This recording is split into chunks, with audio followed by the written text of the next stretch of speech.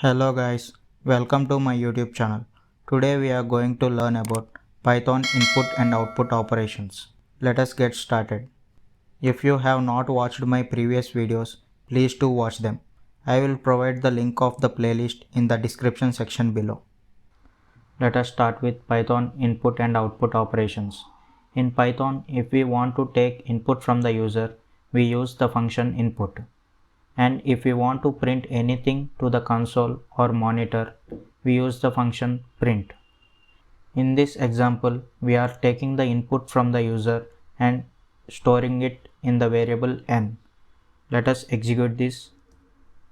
You can see that now we can enter the number in this box. Let us enter the value 10 and press enter. You can see that the value is stored in n. Using the print statement, we printed the value of n.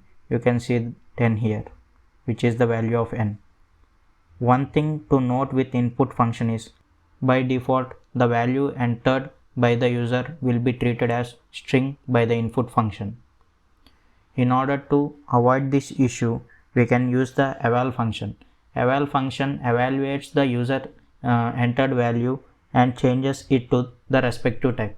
For example, if the user entered 10, it will convert into the type int. If the user entered 10.5, the eval converts the data type to float. If the user entered some name Python, it will convert it into string. Let us see these things with an example. Let us execute this and enter a number and see the type of it. Here we have entered the value 10 and press enter. We can see that the value of n is 10 and it is of type string. The input function automatically treats the user entered value as a string itself. If we want to convert the value entered by the user into the respective data type, we have to use the eval function. In this example, we have used the eval function. Let us enter the value 10. You can see that the value 10 is automatically converted into integer.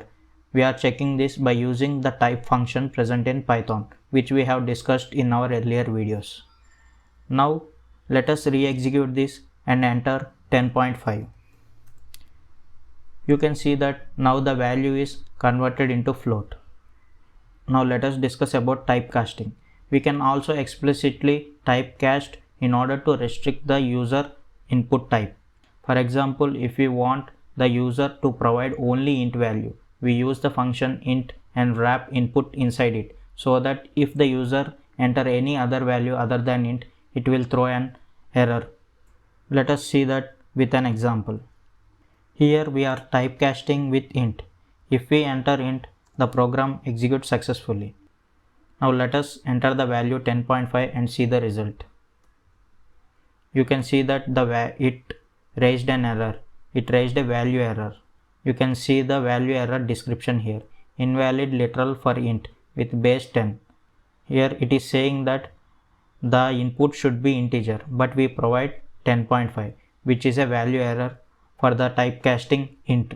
Similarly, let us check for string. You can see that we are getting a value error in case of string also. Except int, if we enter any value, it will raise an value error. Now let us re-enter the 10. See, without error, it successfully executed the program. It is not must that we have to typecast at the input function itself. We can typecast after storing it in variables also. Let us see that with an example. In this example, we are taking two numbers and then we are typecasting one number into int and the other number into float and storing them into a, b respectively. Here we are adding a and b and storing it in C. Now if we print the type of C, it will be float.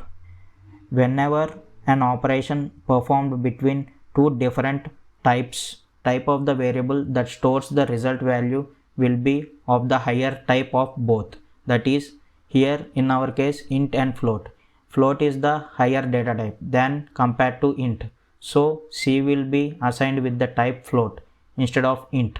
Let us see that by executing this program. See, we are entering the first number as 10 and the second number as 20.5, which is a float. You can see that the type of X and Y, before typecasting we can see that they are strings. Now we are typecasting X with int and Y with float and storing them in a comma b. You can see that now the type of A is int and the type of B is float. We are performing addition operation between A and B and storing it in C. A is of type int and B is of type float. We are performing addition operation between int and float. The resultant will be of float type. So our C is of type float. With this, we have successfully learned Python input and output operations. In the next video, we are going to discuss about conditional statements, that is if else elif statements. I hope you have liked my video. If you like my video, please do subscribe my channel and press on the bell icon in order to receive the notifications whenever I upload a new video. Thank you for watching my video. Let us meet in the next video.